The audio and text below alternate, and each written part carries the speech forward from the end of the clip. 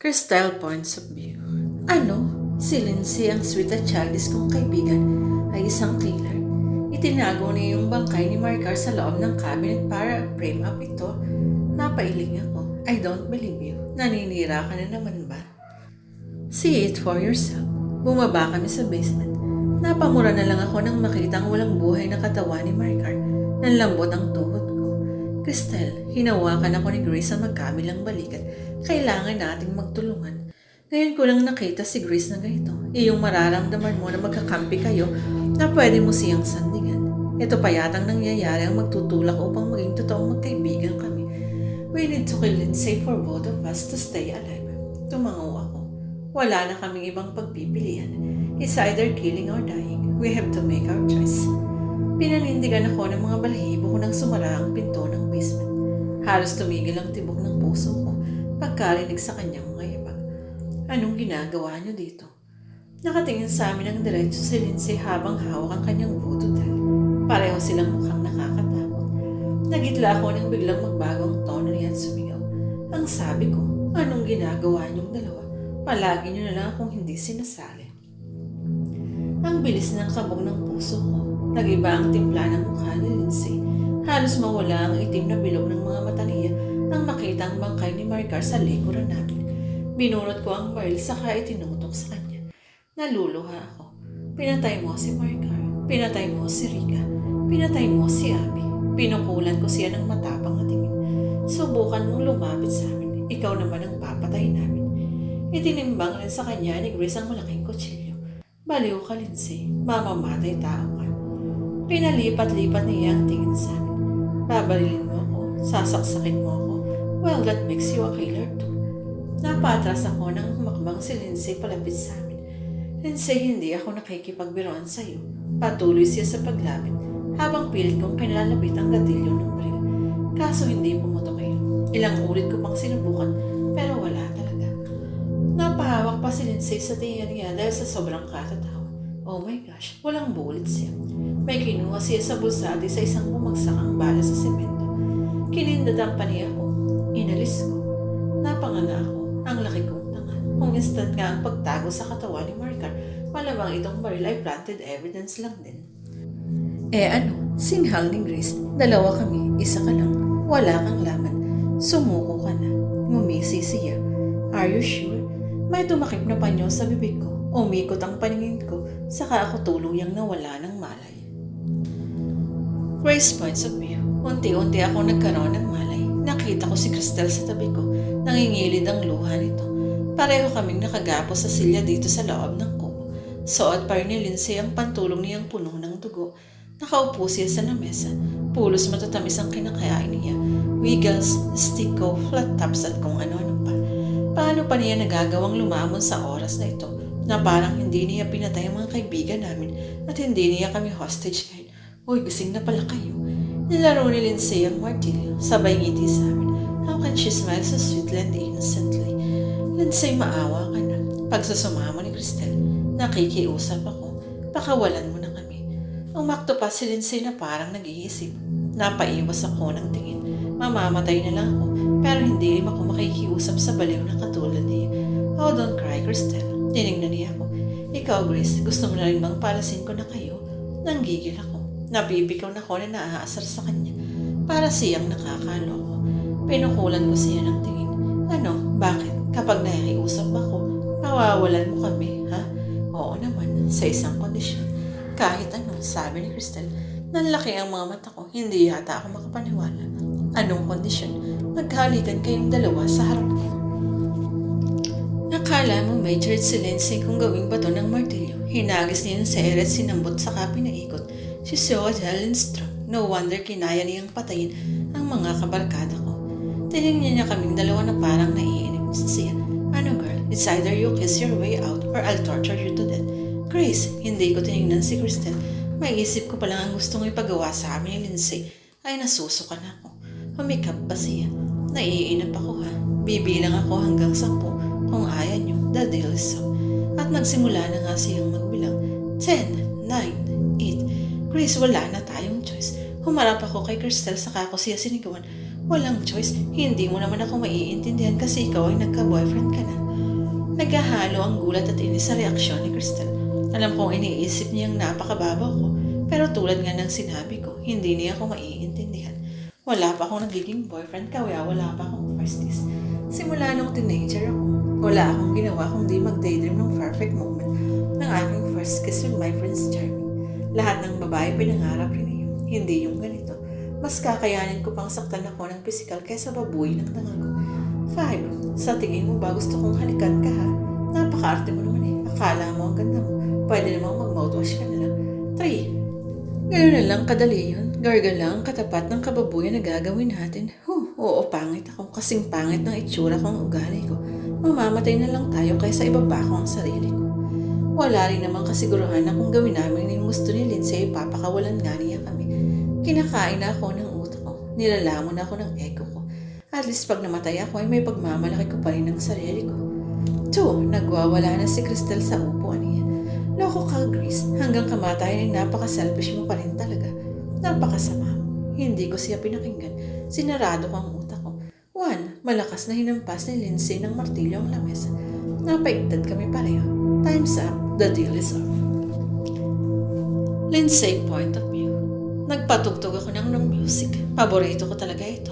Para bang nailalabas ko lahat ng angas ko sa mundo. Ang mga uso kasing kanta ngayon ay pulos na lang tungkol sa love o sex. Hindi tulad ng rock song sa madaming pwedeng interpretation.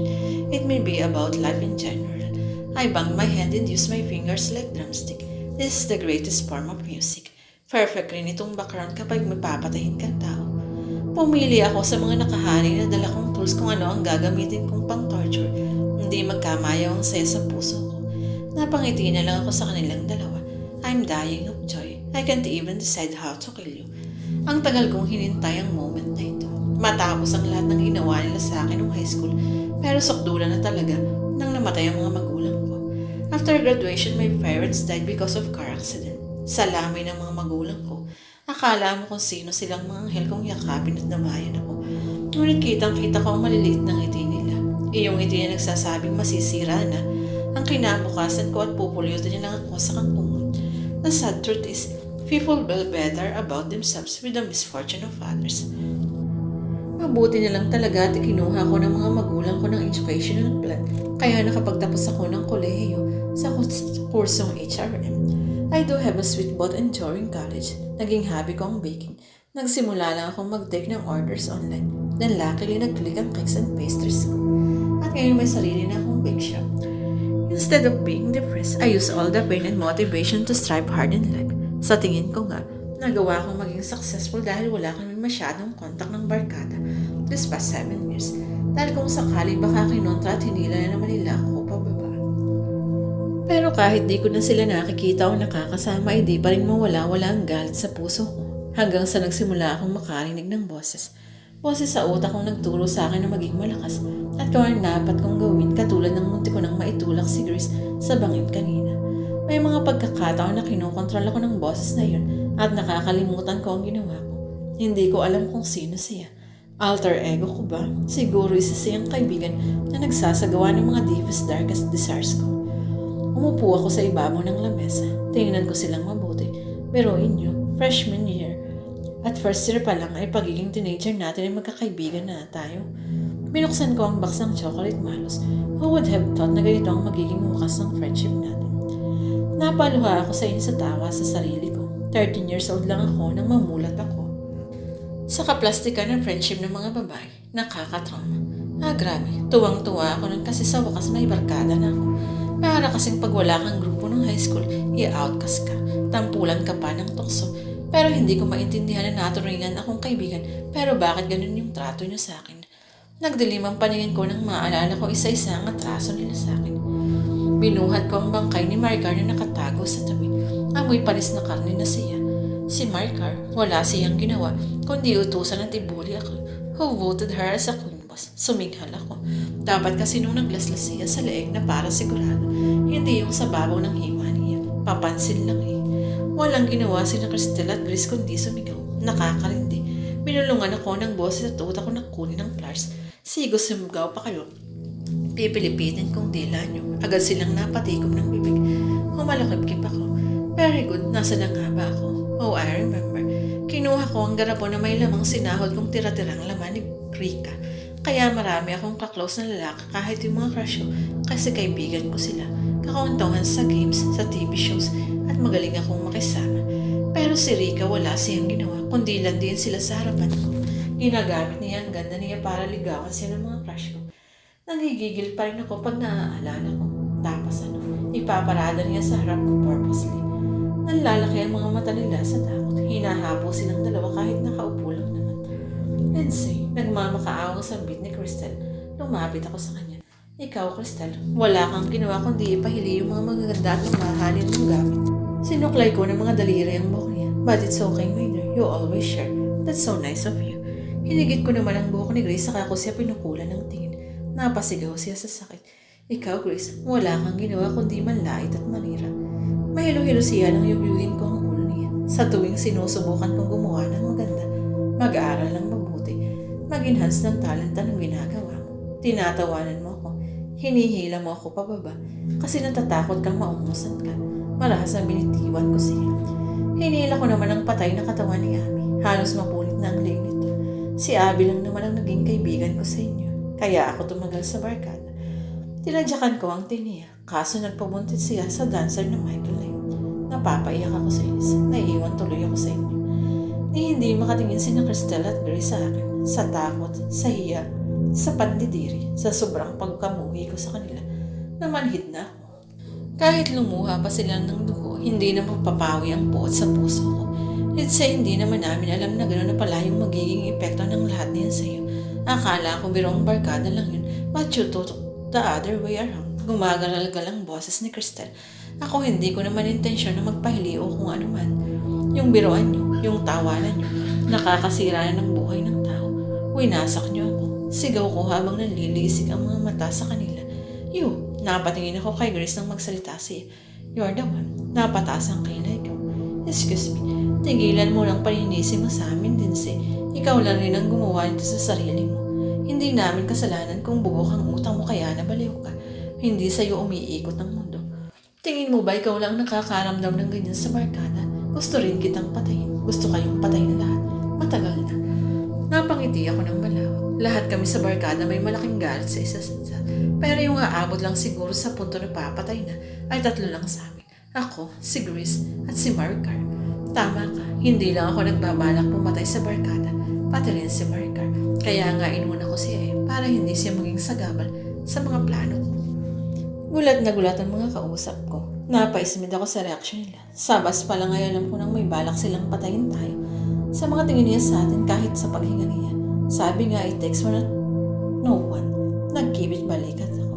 Yung baril na nakuha mo, Crystal, sa mga damit niya, sa kanya talaga yun. Ang bulok ng magplano ni Marie Carey. Wala man lang strategy. Babarilin niya tayong lahat. How lame as well. Buti pa ako, madami akong baong pakulo. I'm so brilliant talaga. Pero paano mo nalasan si Marie Carey? O sisa ni Crystal? Hindi ka naman nagluto, ni hindi mo rin siya katabi sa upuan. Tinignan ko si Grace. Tanda mo nang tinatanong ko kung may signal kayo. Chinek ko nun kung wala nga talaga para hindi kayo makakontak sa labas at makahingi ng tulong. Nung lumabas ako ng kwarto, sinara ko lang yung pinto para din yung makita na hindi ako nagpunta sa kabilang silid. Hindi muna. Dumiretso agad ako sa kusina at kinalkal yung makukulay na plato. Alam kong yung black ang kukunin ni Maricar kasi favorite color niya, kaya pinahiran ko yun ng poison paste. Si Rika, ako yung nauna sa pool. Magkasabay lang kayo ni Abby na dumating nun. Yun lang ba? Sumimangot ako. Sus, hindi naman ako tulog nun kaya alam kong lumabas siya ng kwarto. Sinundan ko siya saka itinulak sa pool. Pagkatapos ay nagtago lang muna ako sa likod ng puno at naghintay na may mauna sa akin. At ikaw yun, Crystal. Yung kay Abby, hindi ba nasa ibaba tayong lahat nun? Mukhang nag-enjoy na yata masyado si Crystal na pagkukonect ng dots. Nung nakalingat siya, pinukpo ko ang martilyo ang ulo. Blackout siya Kinuha ko ang voodoo doll ko saka pinindot ang button sa likod niya. Tumunod ang malakas na sigaw. Hindi si Abby yung sumigaw. Ako yun. Nirecord ko lang. Can't tell the difference. Sinet ko lang